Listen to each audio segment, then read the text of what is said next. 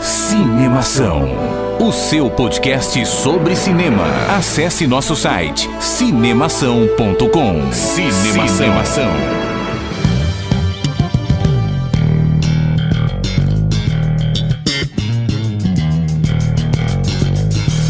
Seja bem-vindo ao podcast Cinemação número 3. Hoje comigo o Dani Cury. Fala, Dani! E aí, Rafa, e aí, galera, tudo bem? E também, dessa vez via Skype, o único ausente aqui da mesa, o Henrique. Fala, Henrique! Fala, Rafa, e aí, pessoal, tudo bom? Show de bola! Hoje nós vamos conversar aí um pouco sobre cinema e Olimpíada. Estamos no clima de Olimpíada, Jogos Olímpicos aí rolando, o Brasil representando toda uma nação lá em Londres.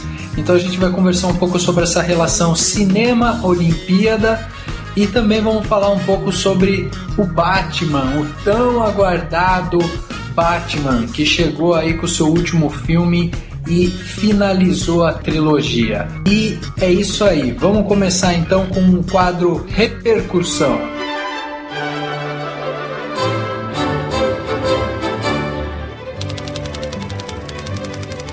Começando aqui com o primeiro comentário enviado pelo nosso colega de cinemação, o colunista Carlos Stefan, de Itu, São Paulo. Ele que escreve no Cinemação na categoria Contando Histórias. Contando Histórias? Cheio de histórias. Cheio de histórias a categoria, que é uma categoria nova ainda, a gente não lembra. É que ele escreveu muito, né? Ele escreveu, ainda não escreveu muito, mas pouco a pouco ela vai se firmar aí. Muito bem, ele escreveu um comentário aí na parte da crítica do Homem-Aranha, que o nosso companheiro Henrique escreveu pra gente, e ele colocou uma série de opinião lá que eu acho interessante a gente compartilhar com vocês. Então ele escreveu o seguinte: rapaz, como amante de história e principalmente de história em quadrinhos, sou obrigado a discordar do que foi falado sobre o espetacular Homem-Aranha. Há uma enorme discrepância do universo dos quadrinhos. Apesar de entender que o filme foi baseado no universo Ultimate, releitura dos personagens clássicos nos dias atuais, Peter Parker nunca foi um cara cool. É aquele nerdão jogado de lado que sofre bullying e que por isso acaba se tornando inconsequente quando se depara com superpoderes. E após a morte do tio Ben, entende o que ele sempre lhe dizia: com grandes poderes vem grandes responsabilidades. No novo filme, ele se torna um sujeito ainda mais arrogante, inconsequente, sedento por vingança. Sem contar o roteiro muito fraco, explico, a começar que todas as coincidências que o herói se depara foram para resolver os problemas que lhe foram apresentados, e isso não se faz num roteiro. Em momento algum tive a sensação de urgência necessária para acreditar no herói. Alguns exemplos: a cena dos guindastes, sério mesmo, todas as ruas tinham guindaste. O antídoto milagroso criado em 8 minutos numa máquina de café. O pai de Gwen Stacy percebendo que ainda existe um bem na humanidade e resolvendo, sem motivo algum, ajudar o Homem-Aranha. Herói de verdade sempre tem algum perrengue para resolver e consegue, através do mérito próprio, um jeito de sair daquela situação. Para mim, o filme deixou muito a desejar, e isso sim explica a bilheteria baixíssima. E nem vou me dar ao trabalho de comentar os pais agentes secretos. Tipo, o Carlos escreveu isso em outras palavras, ele realmente não gostou do filme, achou o filme uma porcaria. E assim, eu já vi alguns comentários na rede e tal de muita gente que realmente não gostou do filme. E não sei, esses filmes de super-herói assim, de Homem-Aranha e tal, eles têm esse problema, porque o cara que vai fazer a releitura dele pros cinemas, o cara sempre tem muita dificuldade de trazer aquela realidade dos quadrinhos pra tela, né? Então, eu acho legal a ideia dele, mas acredito assim, quando um diretor ele pega um personagem assim, ele não tem que fazer também algo totalmente fiel aos quadrinhos. Ele tem que pensar naquele cara que, ou na garota, ou na senhora que estão indo no cinema ver um filme. Então ele nunca pegou uma revista de quadrinho, ele quer ver um filme. Cenas engraçadas, cenas de ação. Ele não está se importando muito com essa história é fiel ou não aos quadrinhos. Na primeira trilogia, que foi o diretor Sam Raimi, ele foi bem fiel aos quadrinhos. Agora, essa que o Mark Webb pegou, ele não podia fazer exatamente a mesma história. Aquilo já tinha sido passado no cinema. Então ele teve que fazer algo completamente novo para tentar usar o mesmo personagem. Eu acho que ele foi feliz nesse filme do Homem-Aranha. Ele foi feliz em alguns detalhes que o pessoal reclamou no primeiro filme. Tipo, a teia. Tipo, o cara constrói um negocinho que vai no pulso que atira a teia, porque a teia não sai dele. Nunca saiu, né? Nos quadrinhos nunca saiu, né? Exatamente. E assim, eu acho que essa coisa dessa paixão dele pela Gwen e tal, que talvez nos outros filmes também não tenha tido toda essa química que teve nesse filme especial, né? Exato. Até pela idade dos atores condiz mais com a idade dos personagens, né? Que o outro casal, que era Kirsten Dunst e o Tobey Maguire, eles eram mais velhos, tinham mais de 30 anos. Você não acreditava que era um cara recém-formado. Agora não, com o Andrew Garfield, com a Emma Stone, você se identifica mais, né? Os jovens se identificam mais com os personagens. Eu também acho. E uma coisa que... Foi um filme acima das expectativas, mas foi um filme fraco. Mas foi acima das expectativas, isso sem dúvida. Então, na minha opinião, assim, eu acho que o Carlos tá certo em algumas coisas, sim.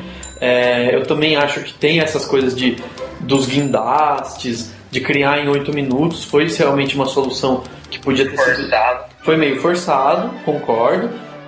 Henrique, você deu 5 claquetes quando você escreveu? 4. 4. Legal. Eu daria 3 se eu fosse escrever uma crítica, eu acredito, né? Então, assim, é um filme legal. Eu achei mais legal que o primeiro, na minha opinião. Mas até o que eu sei quanto à história de falar que ele nunca foi um cara cool, o que eu entendo é que o personagem do Peter Parker na série Ultimate é um pouco mais descolado, né, Henrique? Você sabe alguma coisa disso? Eu li. Ele não é assim, ele não é tão um coitado como ele é na série clássica, né? Uhum. Que sofreu muito. Ele tem os problemas dele como a maioria dos jovens. Mas ele parte pra cima e ele não abaixa isso, né? Acho que é isso que o diretor quis mostrar. Acho que um dos problemas é que a interpretação da Andrew Garfield, às vezes ele parece mesmo essa arrogância, como o Carlos escreveu aqui, parece que ele tá indo numa vingança, né? Pessoal. Não, ficou meio... É um outro filme, eu acredito que isso daí a crítica já faz o diretor perceber e os atores melhorarem nesses pontos. Beleza, depois com certeza isso, quem tiver opinião e tal, entra lá na crítica do Espetacular Homem-Aranha que o Henrique escreveu e coloca lá também seu ponto de vista, entra no post do podcast, escreve lá também abaixo, depois do que o Carlos falou, coloca também o que vocês acham, que eu acho que é interessante, vale essa discussão. Henrique, você tem algum comentário aí para ler pra gente? Tenho sim, eu tenho do Klinger, N. Maciel, ele é lá de Manaus. O pessoal mandando os comentários aqui. É sobre uma imagem que a gente colocou lá no Facebook de um lugar chamado Notting Hill. Ele escreveu assim: nesse filme percebi que a Julia Roberts não tem nada de linda. Além disso, eu também percebi que comédia romântica só presta com o Hugh Grant. Foi feito pra isso. Hugh Grant, isso daí ele tem razão.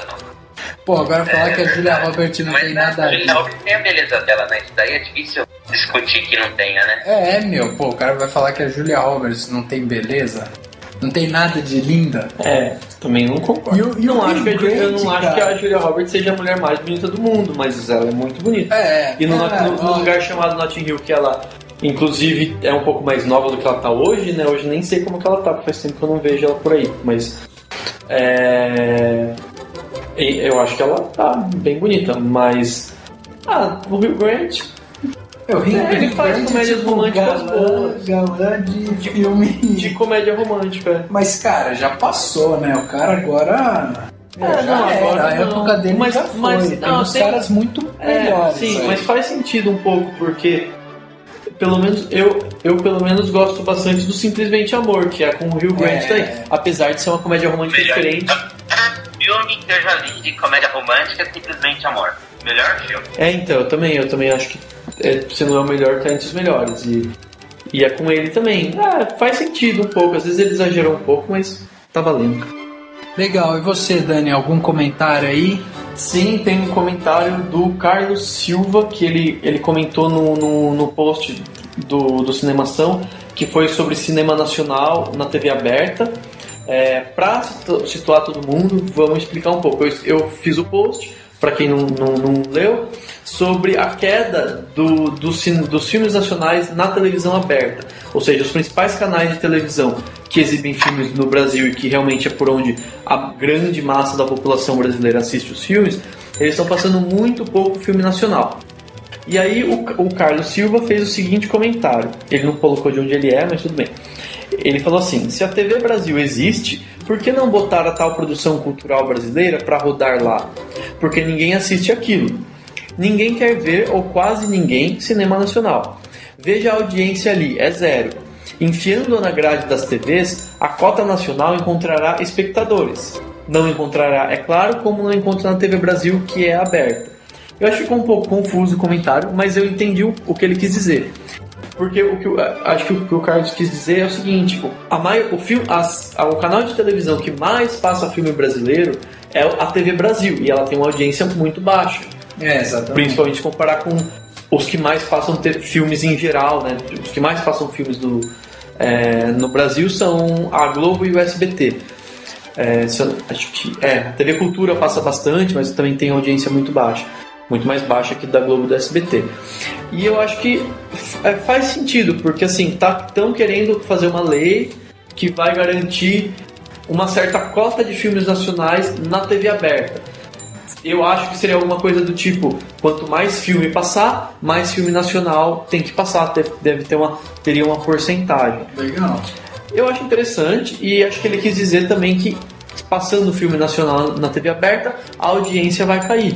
Mas e tem um problema, né? Porque a Globo, que é a grande detentora da maioria da audiência na TV, só passa filme da Globo Filmes. E que é a grande... Não chega a ser um monopólio, mas é a grande produtora de filmes no Brasil. Então. Os grandes filmes brasileiros são da Globo Filmes ou do Telecine, que é da Globo. É da Globo. Por exemplo, eu estava imaginando... Mas, por exemplo, caberia entrar na Globo um Menos Que Nada, por exemplo. Ou então sobraria o filme Menos Que Nada, por exemplo, num canal que não tem passado filmes nacionais. Sei lá, o SBT mesmo, que não passou nenhum, a Record, que não passou nenhum. Acho que o SBT não passou nenhum, enfim.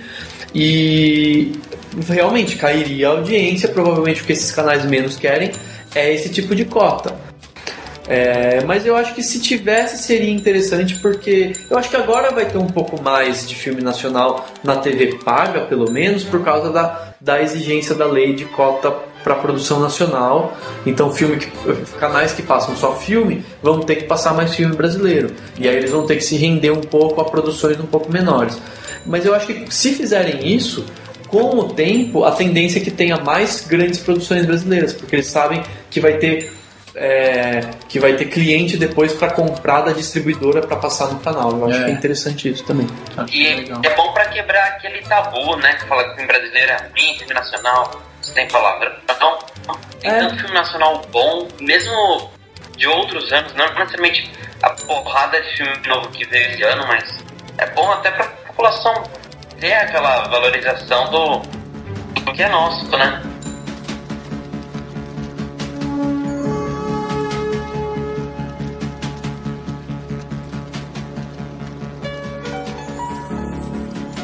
Clima de Olimpíada no ar, a gente está aí vivendo essa fase de competição, torcendo pelo nosso país, torcendo pelos nossos atletas que estão lá em Londres, representando o Brasil, estão buscando medalha e tal. E também já gera um pouco daquela discussão sobre o esporte nacional, como ele é pouco valorizado e tal.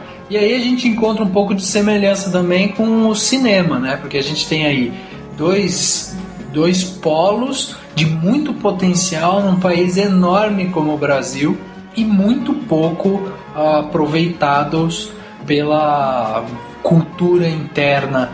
A gente poderia estar muito melhor representado nos dois polos, né? São duas coisas pouco valorizadas no Brasil que poderiam representar até um poderio até econômico maior no Brasil, aumentar com certeza tudo, né? Melhorar em educação. Quanto a gente não vê em universidades americanas aceitando atletas, né? O cara que joga bem basquete ganha uma bolsa numa universidade. Isso poderia chegar no cinema. Infelizmente não é assim. Mas esse paralelo entre cinema e Olimpíadas chamou a nossa atenção porque a gente encontrou uma série de filmes que levaram esse tema dos Jogos Olímpicos para dentro do cinema. E a gente vai falar um pouco sobre eles. Não são filmes que são tipo top 10 ou top, no nosso caso aqui vão ser 4 filmes, mas não são os melhores filmes relacionados à Olimpíada. Mas vale a pena destacar justamente pelas histórias e como eles promoveram os jogos, né? Então, o primeiro filme que a gente vai comentar é o filme Munique, do Steven Spielberg, que foi lançado em 2005, ele foi produzido em 2005, né? O filme tinha no elenco o Eric Bana, o Daniel Craig, Ciaran Hinds. Ciaran Hinds, né? Ciaran Hinds, sei lá. Enfim, era um drama, era um filme que contava um pouco sobre 72, os Jogos Olímpicos em Munique, e que teve um ataque terrorista que acabou aí sendo visto por todo o mundo, né? Em resposta a isso, os Estados Unidos acabou tomando algumas atitudes que, do jeito que o filme retrata, foram um pouco embaixo do pano, assim. Ninguém conseguiu, ninguém viu essas atitudes sendo tomadas. Mas acredita-se que teve aí foram apontados aí 11 suspeitos, e aí os americanos, a inteligência na verdade de Israel, acabou pagando o pato e o pessoal foi atrás deles aí. Enfim, é um filme de arquitetado, né, o massacre, né, dos atletas e da delegação também, né, que foram mortos. Exatamente, tanto que nem tem muito esporte, ele tem a ver com Olimpíadas, porque é um fato real das Olimpíadas, mas nem mostra assim pessoas praticando esportes, nada disso. É interessante, a gente vai falar até agora de filmes bem diferentes uns dos outros. Exatamente. Esse filme Munique Especial, ele é dirigido pelo Steven Spielberg e teve aí um orçamento de 75 milhões de dólares, né? Então é uma daquelas grandes produções do Steven Spielberg aí. O que mais que a gente pode falar? O que você tem pra falar desse filme, Henrique, que você assistiu? Faz tempo que eu não assisto, eu lembro de ter assistido no cinema e é bem impressionante a sequência inicial do filme, que mostra os atletas, provavelmente estavam na farra, eles pulam um muro assim pra ir pros dormitórios e de repente tem a invasão, né? Uhum. E quando eles estão pra ser soltos, um dos terroristas joga uma granada no helicóptero que eles estão e acaba se matando e matando toda a delegação, né? Exatamente. É bem impressionante, é muito, muito bom. É um filme muito legal, não chegou a ser premiado nem nada. E uma curiosidade sobre esse filme é que o Spielberg acabou adquirindo aí os direitos sobre a adaptação do livro, que era do George Jonas, e o cara escreveu justamente sobre esse atentado. O Steven Spielberg comprou esses direitos e daí ele chamou 3 roteiristas para escrever sobre o filme, E daí ele selecionou dos 3 roteiristas qual era o roteiro que ele mais achava próprio para essa adaptação cinematográfica, e que foi do roteirista Eric Huff.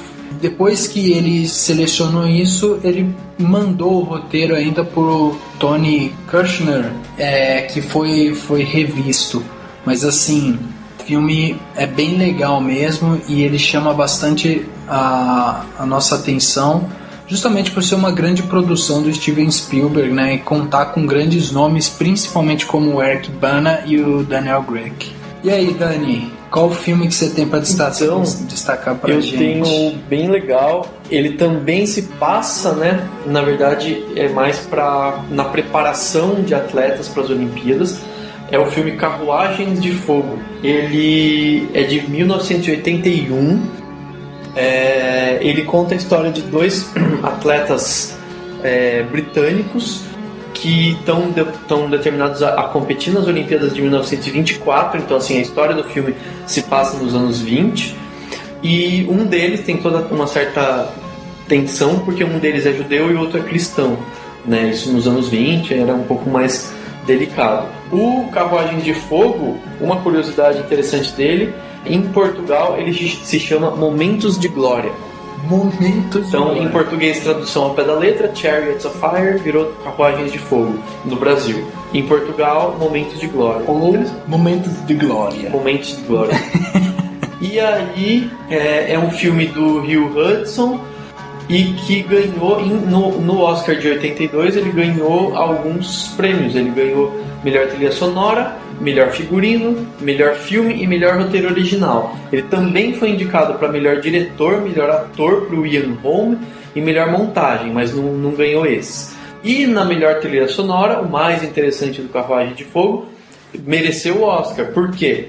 Porque o Carruagem de Fogo ele é um desses poucos casos que a gente tem de filme em que a trilha sonora se torna maior que o próprio filme, né?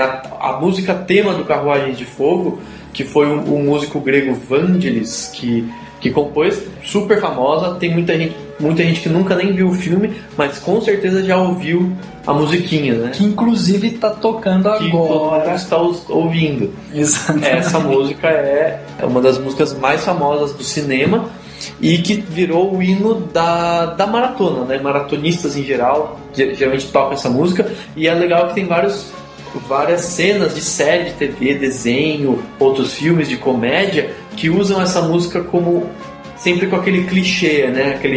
Essa música tocando com alguém correndo é quase que um momento clichê. De clichê não, mas não é uma coisa que se repete. Então isso que eu acho interessante. Tem alguns momentos do cinema, se a gente for analisar, que são muito assim, né? As pessoas depois começam a repetir quase que como vira uma mania, né? Vira uma coisa para ser repetida. Isso é legal. Inclusive eu vi que, por exemplo, agora tá tendo a mania do tem. Tipo, agora o cara anda, daí aparece uma frase, sabe? Assim, ó, tipo, em todos os filmes estão aparecendo. E tem, por exemplo, a música se a gente pegar um paralelo, a música do Darth Vader, da série do Star Wars, é uma música que às vezes em vários momentos de marcha, ou chega alguém, sei lá, uma mulher feia, toca essa música pra zoar com ela. Então é legal que as pessoas repetem algumas coisas fazendo referências. E ó, esse filme Carruagem de Fogo é um filme que foi super britânico, né? Foi um filme britânico e foi um filme super premiado e tal. E foi um filme de orçamento baixo, porque foi um orçamento de 5 milhões e meio de dólares para fazer esse filme, que se tornou quase uma lenda. Sim. Mesmo na época, na década de 80, assim, de 80 de dólares era pouco. Então, que inclusive há pouco tempo eu coloquei no Cinemação que o melhor filme que foi escolhido por diretores e na verdade por profissionais do cinema, que é O Corpo que Cai, né? O melhor filme de todos os tempos, tem um orçamento maior do que esse. Sim. Então, e é bem mais antigo. E é bem mais antigo. Sim. Então, assim, esse filme ele ainda ganhou Globo de Ouro. BAFTA, né? O BAFTA também. BAFTA, ganhou também Festival de Cannes, Festival de Toronto. É um filme que realmente marcou uma era, assim. Assim, foi muito impressionante por isso mesmo. Você assistiu, Henrique, ou não? Assisti há muito tempo atrás. Quando você era um espermatozoide. Você não pensar no filme e não lembrar da música tema, né? E é uma história de superação e de companheirismo, né? Principalmente pra época retratada no filme. É um exemplo, né? E você, Henrique, tem algum filme aí legal de cinema e Olimpíadas aí pra contar pra gente? Algum que você achou legal, que você acha legal trazer pro pessoal aí? Olha, eu peguei coisas pra falar e esses dois são da Disney e eles retratam um outro lado dos Jogos Olímpicos, os que ocorrem no inverno e para países lados, que são os Jogos Olímpicos de Inverno. O primeiro filme é um filme de 93, Jamaica Abaixo de Zero. Passou muitas vezes no cinema em casa, clássico, né? Clássico, muita gente já assistiu. Fez um sucesso de bilheteria tremendo aqui no Brasil. E ele é um dos últimos filmes daquele ator, John Candy. Ele acabou morrendo em 94, no ano seguinte. E o filme é legal, ele retrata um grupo jamaicano que quer competir no bobsleigh, que é o trenó, né, que a gente fala aqui. E é um esporte que não tinha lá na Jamaica, não tem gelo, não tem neve, como que eles não tinham prática nenhuma. Então eles chegam lá como os ladrões mesmo, como só ridicularizando, e eles vão lá e né? O filme mostra o treinamento para os Jogos Olímpicos que ocorreram em 88 em Calgary, no Canadá. É legal, vale a pena todo mundo assistir. Não sei se vocês já viram. Já. Esse filme é bem divertido, né? Eu assisti na sessão da tarde, né? Passou 80 vezes na sessão da tarde, principalmente na década de 90. Passou muito, assim, tipo antes. O legal desse filme é que ele foi dirigido pelo John Turturtaub. Como que é o nome? John Turturtaub. Que é o mesmo diretor que a gente conhece agora recentemente com O Aprendiz de Feiticeiro ou A Lenda do Tesouro Perdido, ambos com o Nicolas Cage, né? É diretor, filme família, né? Filme família, total. E o outro filme que você ia falar? O outro é o Desafio no Gelo, tem quase 10 anos, é um filme de 2004, é com a direção do Kevin O'Connor, e traz o Kurt Russell, o ator principal, e ele interpreta um treinador de hockey, né? Que eles chamam, né, o hockey de gelo, competição de 1980 em Lake Placid, e fica nos Estados Unidos. E o legal desse filme também é que o personagem do Kurt Russell, ele recebe o objetivo de treinar a equipe de hockey, mas assim, eles não tinham a menor chance contra nenhum time. E ele fala, nós vamos vencer a União Soviética, que é a maior potência no esporte na época. O filme mostra o treinamento deles, a escolha dos jogadores. Ele tem uma equipe e ele tem que escolher, assim, dentro dessa equipe o número X de jogadores, entendeu? Então mostra toda a preparação, é muito legal. Isso é todo o trabalho técnico mesmo. Legal, e além do Kurt Russell, né, ainda tem a Patricia Clarkson, tem o Noah Emmerich, que são também atores mais conhecidos, assim, né? E é um filme de 2004, é uma comédia dramática, se é que a gente pode dizer assim. E o Kevin O'Connor, que é o diretor desse filme, depois desse filme que ele fez em 2004, ele ainda fez Força Policial, que é um filme que ele fez o roteiro, a direção e tal, com Edward Norton, né? E ele fez um filme que eu assisti e eu achei esse filme espetacular, que é o Guerreiro, que chama Warrior, né, em inglês, e que tem o carinha que fez o Bane agora no Batman, o Tom Hardy. E esse filme, se vocês não assistiram, assistam, porque esse filme Warrior é muito legal, vale a pena assistir.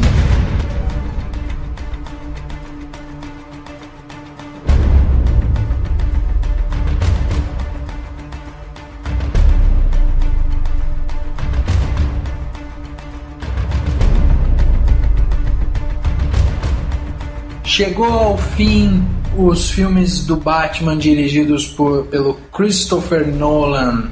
Finalmente chegou ao fim, ou infelizmente chegou ao fim, porque realmente esse filme vai deixar saudade. É um filme que, assim, eu fiquei impressionado com a repercussão dele de momento. Aqui todo mundo já assistiu. Se você não assistiu, pula essa parte, tipo, vai pros agradecimentos. O final do filme, a gente só vai contar o final. A gente vai falar tudo sobre o filme. Então, assim, não tem spoiler. Tem spoilers. Tem spoilers. Então, assim, é um filme que, tava todo mundo babando em cima desse filme. O Nolan fez um trabalho fantástico. Eu acho que nos 3 filmes ele trouxe assim um grau de realismo e aproximou de novo o filme do Batman do grande público, porque antes desses filmes do Batman a gente via ainda aquele Batman do Batcard lá, que ele tinha que passar, né, do Robin, o Batman se vestindo de Batman, mostrando a bunda do Batman, lembra? Tinha mamilos, os famosos mamilos. Putz, cara, foi triste. O Batman chegou a cair num poço. E o Nolan trouxe ele de volta. E é o que anima pro próximo Super-Homem também, porque o Nolan tá por trás na parte da produção do Super-Homem. Enfim, o Batman teve aí o seu lançamento no dia 27 de julho. Muita gente tá correndo para assistir o filme. O filme já superou a Era do Gelo 4 e com certeza vai ser um dos grandes filmes desse ano. Não sei se ele... Assim, se a gente for falar de premiação e Oscar, eu acho mais difícil, porque ainda existe muita restrição para esse tipo de filme. Mas que é um filme que com certeza trouxe muito de roteiro, de história, de conexão entre personagens e tal, isso trouxe. Então, assim, filme com Christian Bale, Gary Oldman, o Tom Hardy, que foi o Bane, né? Foi o Bane que a gente acabou de falar sobre o Guerreiro. Tom Hardy. O Tom Hardy. E ainda tinha Morgan Freeman, tinha Anne Hathaway, tinha a Marion Cotillard, exatamente. Então, assim, é um filme cheio de atores bons e é um filme que assim, foi muito legal. O que vocês acharam do filme? Bom, a gente esqueceu até de falar de que o filme podia também se chamar Robin Begins.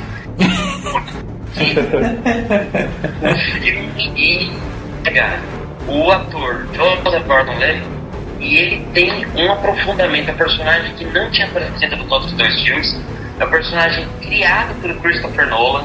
Não existe esse personagem nos quadrinhos, policial, John Blake, bababá. E ele é a essência do filme. O que o terceiro filme está mostrando é o mundo de Gotham City mesmo. O primeiro apresentou o Bruce Wayne, como ele virou o Batman. O segundo filme foi basicamente em cima do Coringa. Se o filme chamasse Joker, beleza, não ia ter problema nenhum, porque o filme é um Coringa. E esse terceiro filme muito bem poderia se chamar Gotham City. Pô, você acabou de falar que o filme poderia chamar Robin Begins, pô. Podia chamar tudo. Mas é legal. É legal isso, Henrique, porque na verdade, assim, o que eu acho mais legal desse filme é que ele explica tudo de uma maneira totalmente crível e bem amarrada. E, claro, de uma maneira totalmente, né, enfim, que não soa forçado em nenhum momento. E por isso esse negócio que o Henrique falou de poder se chamar Robin Begins, podia se chamar Gotham City, significa justamente que o Nolan soube trabalhar bem com todos os elementos e unir tudo sem causar nenhuma sensação de que faltou falar disso, faltou mostrar aquilo, ou que, enfim, alguma ponta solta ficou tudo muito bem explicado. Eu acho que isso é interessante, né? Cara, mas o grande pesar desse filme é não ter o Coringa, cara. Porque, assim, com certeza, assim, eu li críticas sobre o filme, eu vi podcast sobre o filme e tal, e assim, o Coringa, eu não sei pra vocês, mas o Coringa pra mim é o maior vilão de todos os tempos. Eu também acho, de filmes de herói pelo menos, mas assim, eu acho que realmente, se você assiste o Batman, o Cavaleiro das Trevas, que é o segundo filme do Batman, do Nolan, você vê que dá a impressão que eles estavam contando com o Coringa pro terceiro filme. Exatamente. Né? E porque ele não morre. Porque ele não morre e tudo mais. Não, ele vai preso. Mas eu acho interessante até que não tenha sido repetido, porque senão ia ficar batido. Lógico. Mas eu, por exemplo, respeito, né, a família, a memória do Heath Ledger, que o Nolan ele não quis tocar no assunto. Ele deixou em aberto. Ele pode estar preso em Arkham, né? Ele pode estar naquela prisão Blackgate. No filme a gente vê que o Bane ele solta todos os presos, ele pode ter fugido. Então, exatamente, mas assim, o que eu vi é que o Bane solta os prisioneiros da Black. Uhum. Da Blackgate, né? Aquela prisão. Isso, da Blackgate. E o Coringa estaria supostamente preso na Arkham. Então, por isso ele não apareceria. Agora, um cara que no segundo filme tentou levar Gotham pro caos, e daí o Bane chega e liberta todos os prisioneiros e o cara não tá no meio, entendeu? Tipo, é frustrante por isso. Sim. Mas o cara... O Bane ia acabar matando ele. Ele ia começar a encher o saco, o Bane ia dar esmagar, cara. Cara, ou não, mas esse é o ponto, nem citaram ele, então pode ter acontecido qualquer coisa. Você pode dizer que ele morreu, sei lá, vamos supor que eles falam assim, ele morreu logo depois que foi preso. Beleza, tanto faz. Não vem ao caso. Então, e assim, nessa parte de vilão eu queria ver com vocês o seguinte. O Bane, cara, eu achei também Eu achei um vilão do caramba, achei ele muito, muito bom, porque assim, ele me passou pela voz, pelo tipão dele, assim, e tal, né, o cara todo rígido, todo com aquela crença e tal, ele me chamou muito a atenção pelo vilão que ele era, e eu achei que durante todo o filme, cresceu, fala do Bane, o Bane é foda, o Bane é isso, o Bane é aquilo. Daí chega uma hora lá que o Bane fica meio estagnado, e daí você descobre que ele estava sendo o tempo todo manipulado por uma menina, e ele leva um tiro no peito e acabou o Bane, cara. Eu achei muito frustrante isso, cara. Não, eu achei legal, porque todo mundo tá esperando aquela morte, tipo, aquela coisa câmera lenta, aquela coisa super chocante, ou aquele embate super forte, e vai lá e pronto, acabou e já era. Mas aí construiu o cara, o filme inteiro foi falando dele, aí, de repente, Batman tentando descobrir quem que é ele, lógico. O Batman tentava descobrir quem é ele e ao mesmo tempo o filme dava todos os sinais de quem ele estava descobrindo não era o Bane. Então, de uma certa forma, não era o Bane que era o centro da história. Agora o cara, leva um tiro no peito e fica lá. Eu achei legal, eu gosto. Eu acho que isso é algo que o Nolan mostra assim pra gente, que não tem super seres no universo dele. Então é um cara. Não, isso. Você dá um tiro de. Não, é isso. No açúcar, um cara forte, o cara morre. Tipo, Não, exatamente, mas é isso que eu acho que o Nolan é muito feliz. Primeiro, você vê um Batman totalmente debilitado. Você assiste o primeiro Batman e o segundo Batman, você vê um cara forte, um cara que levanta, que desce, que dá pirueta, que não sei o que arrebenta todo mundo. Inclusive no primeiro filme, logo que ele se tá para se tornar o Batman, ele salva o Hans Hagun lá, sei lá, com um braço, né? Tipo, o cara tá pra cair no precipício, ele cata o cara com um braço e levanta ele, né? E daí nesse terceiro filme você vê um cara que tá parado há 8 anos, com depressão, que tá com problemas físicos justamente por tudo que ele fez. E daí você vê que o cara tá com dificuldade de no fim atuar. tem ele se reergue, né? Ele recupera um pouco, mas eu acho que é legal que mostrou bem que ele não tava 100%. Não tava. Talvez ele na melhor forma não apanhasse tanto do Bane como apanhou. Agora, o Henrique, você que manja mais assim de quadrinho, eu li esses dias falando sobre a história dos quadrinhos do Bane e do Batman, né? E daí eles falam que tem um pouco é um pouco diferente esse confronto entre o Bane e o Batman. Porque o Bane, na verdade, ele não tinha nenhuma ligação com esse passado do Ra's al Ghul, né? Do Ra's al Ghul. E assim, na verdade, ele é mal por ser mal. E daí o que eu entendi é que ele chega e fala: meu, quem que é o cara de Gotham? Quem que é o cara foda de Gotham? Aí falam pra ele: é o Batman. Ele fala: beleza, então eu vou pra Gotham, eu destruo o Batman e eu viro o cara mais foda de Gotham. Só que antes dele ir, ele monta um plano que ele liberta todos os prisioneiros. E daí o Batman, que estava nessa fase de isolamento, de aposentadoria, volta. Só que o cara tem que enfrentar de novo o Coringa, o Charada. Ele tem que enfrentar todos os inimigos dele. Ele fica moído.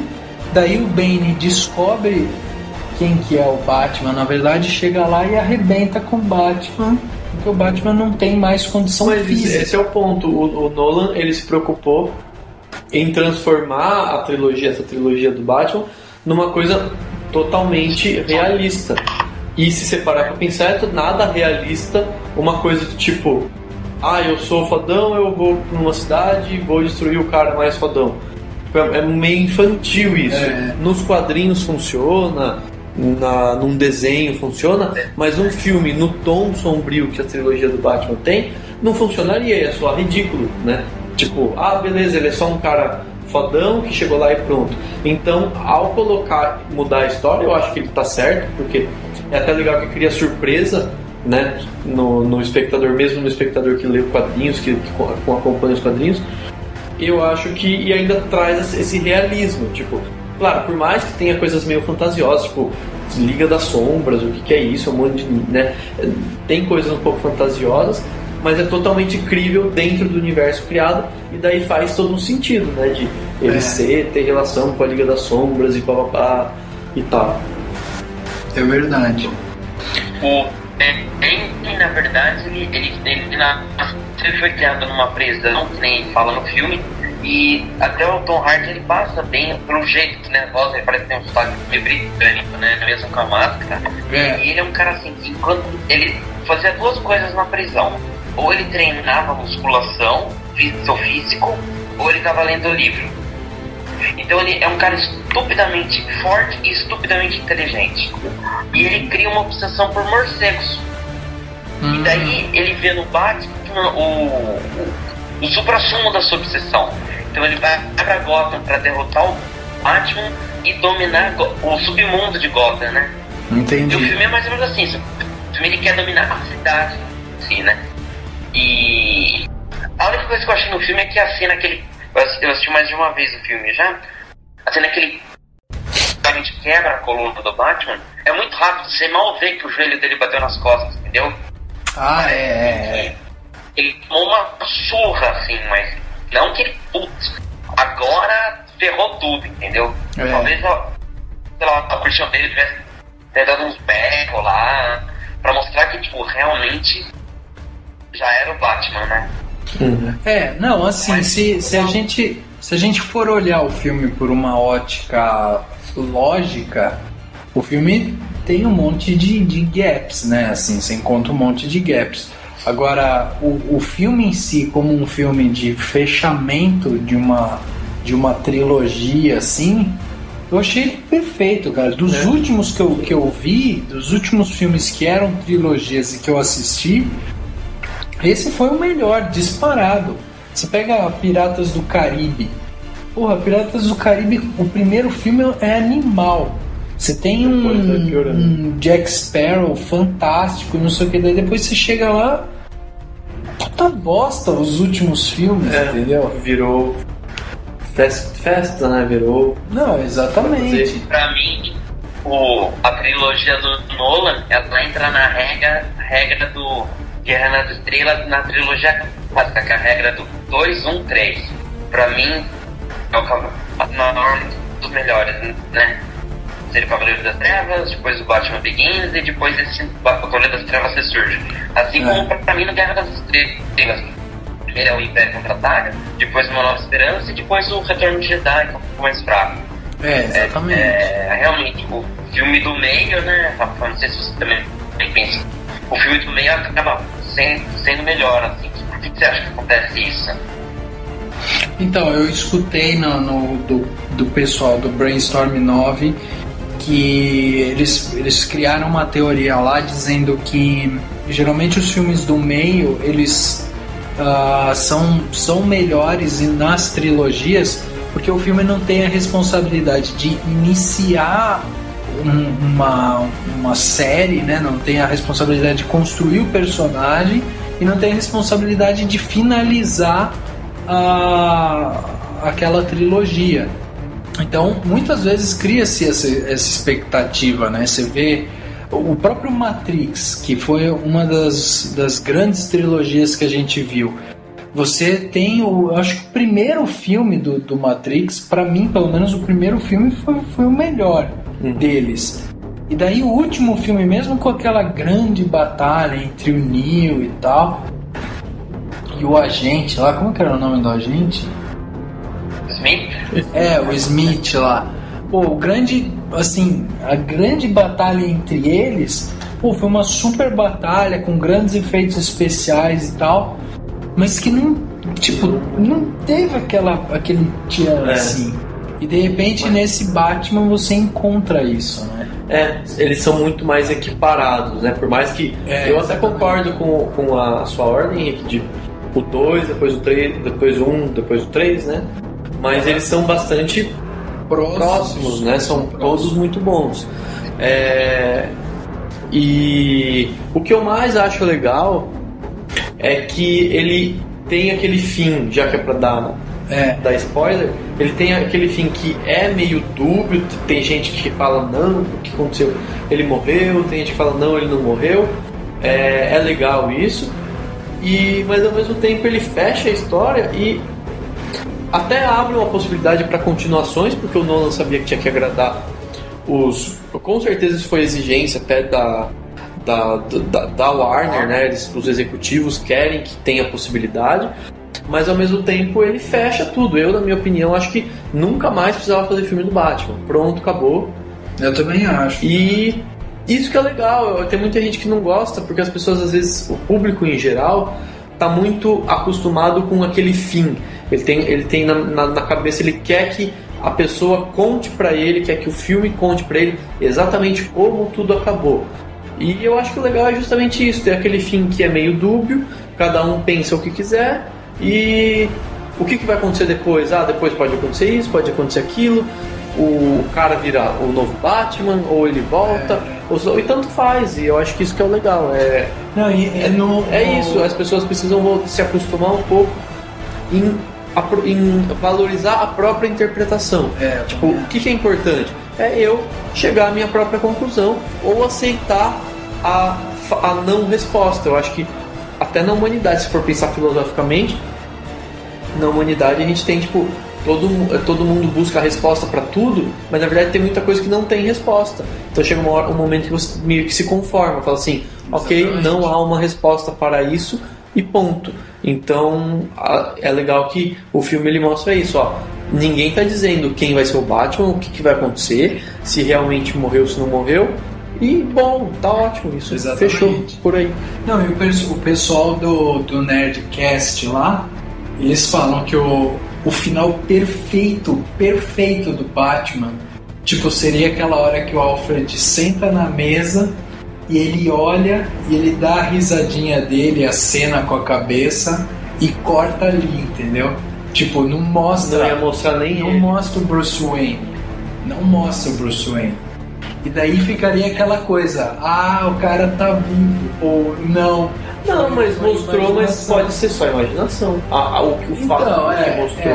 O que eu li foi que o Nolan falou isso, que cada um podia interpretar, mas ele tinha um final positivo. Então assim, o próprio diretor fala, pra mim ele tá vivo. Então, tudo bem, cada um se quiser achar outras interpretações que não tá vivo, beleza.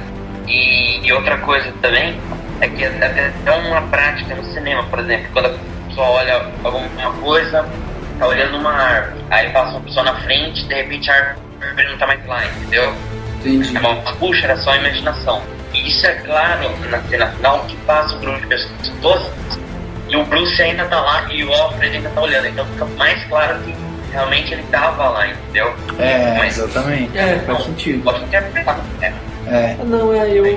Agora eu queria saber uma coisa, Dani. Por que você deu 4 no filme e você não deu 5? Porque tem coisas meio desnecessárias.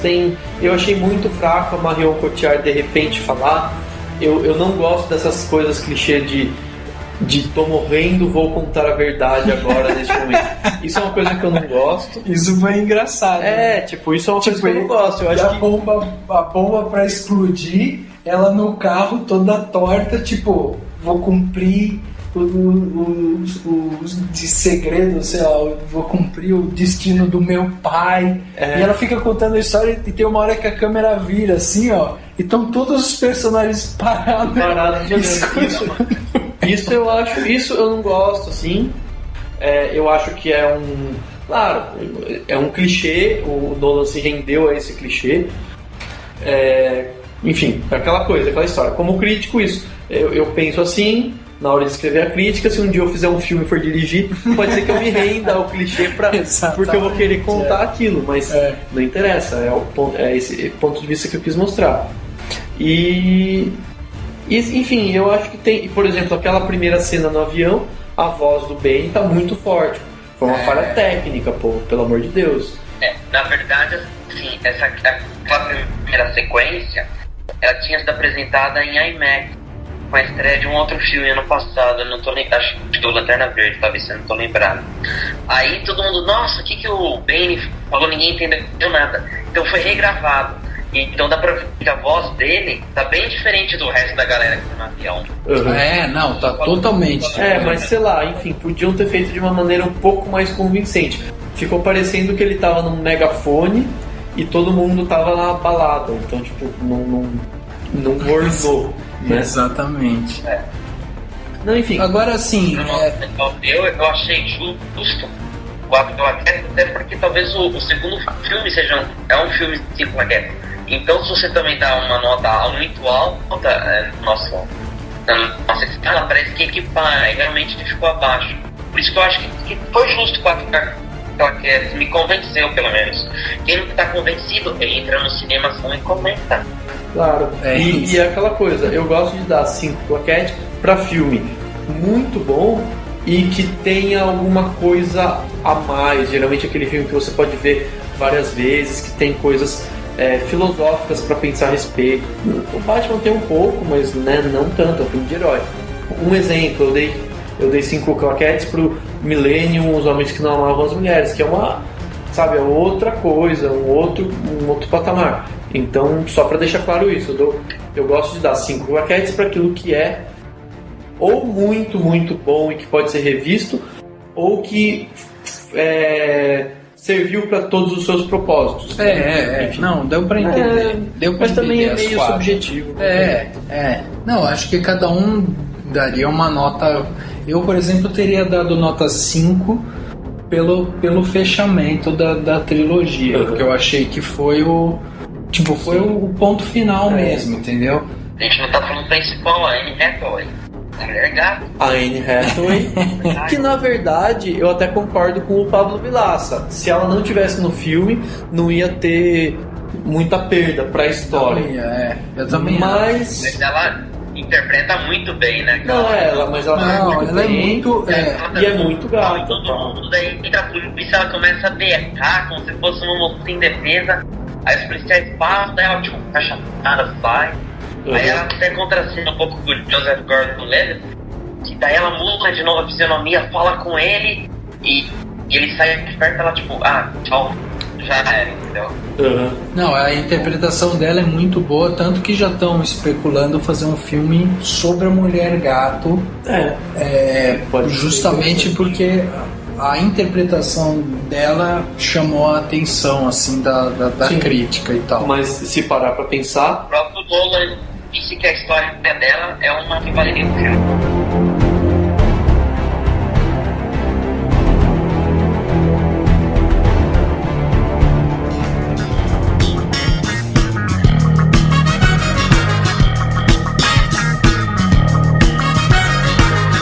Chegando ao final do podcast Cinemação número 3, vamos fazer os agradecimentos, fazer os encerramentos. Espero que vocês tenham gostado mais uma vez. E vamos aí, Henrique, qual que é a frase da semana para o pessoal aí repensar, pensar na vida, ou até ficar curioso para saber mais sobre o filme que tem essa frase. E colocar no Twitter, frases assim é legal pra colocar. Colocar no Twitter, na descrição do Facebook. Qual que é a frase, Henrique? Então, com esse lance do espírito olímpico, né? Como a gente falou do Carruagem de Fogo, tem uma frase muito boa no começo do filme que é: jovens com a esperança na alma e asas nos pés. É uma frase que tem na narração inicial do filme, falando que tinha aquela coisa que eles falavam do que se trataria o filme.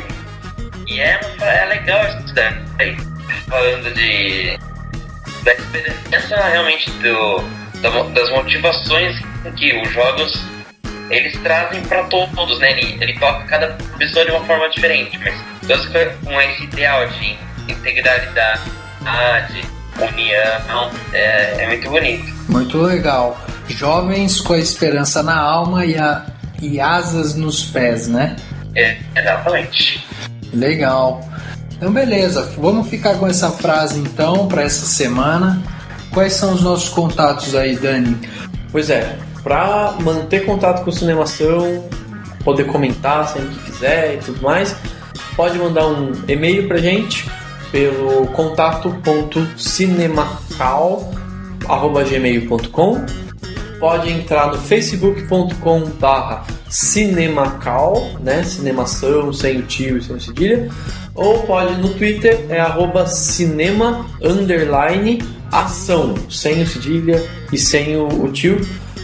Cinema_acal, que você pode seguir a gente no Twitter, saber de tudo, das novidades, ficar por dentro de tudo e sempre mandar reply, mandar comentário no Facebook, mandar e-mail pra gente, que a gente tá aberto a todo tipo de opinião e tudo mais.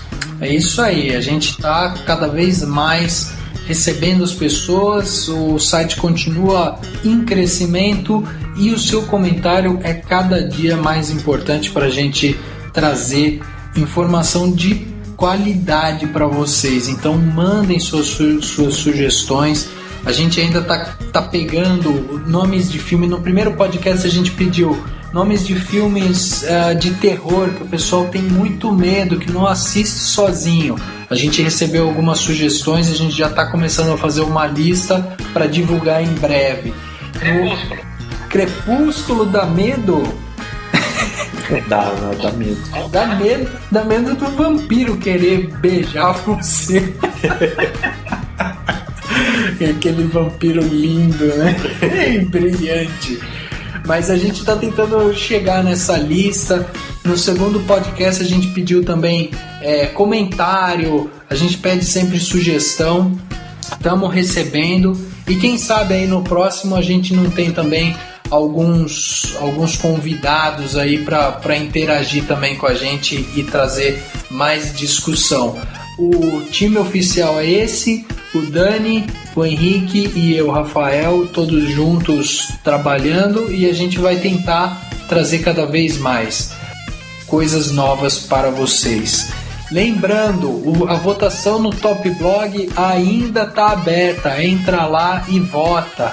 Você pode votar 3 vezes, uma vez por e-mail, uma vez por Facebook e uma vez pelo Twitter. É só entrar no site cinemação.com e você vai conseguir ver um banner no lado esquerdo. Clica lá, vai abrir uma janela e já vai ter um quadro cinza falando votar nesse blog. Não tem erro, é ir lá e clicar. O Cinemação está concorrendo na categoria Arte e Cultura. É a primeira vez que a gente participa. A nossa pretensão é fazer bonito. É isso que a gente quer fazer. É pelo menos estar lá entre os mais votados. E a sua colaboração vale muito. Além disso, a gente está também com um projeto dentro do Creative Box do Google, que é um projeto que a gente começou, ainda está sendo desenvolvido, ainda não tem... a gente só tem a intenção de implementá-lo com o apoio de vocês, que é um site chamado Roteirize. Então entra lá também, a gente tem já informação sobre ele, tá lá no Facebook e você vai poder votar nele também. É isso aí, a gente vai ficando por aqui. Agradecer a todo mundo que acessa o Cinemação, agradecer ao Carlos por ter mandado o comentário. A gente sabe que é importante essa interação e a gente valoriza muito. Agradecer todos os contatos do pessoal de assessoria de imprensa que entra em contato com a gente, das propostas de parceria, e a gente vai continuar conversando com todo mundo. Dani, obrigado pela participação, obrigado por mais um dia de trabalho para o Cinemação. Valeu, gente, valeu, Rafa, valeu, Henrique, valeu todo mundo. Obrigado, Henrique, por você estar aí longe, mas participando arduamente também. Valeu, eu vou dar uma base em você.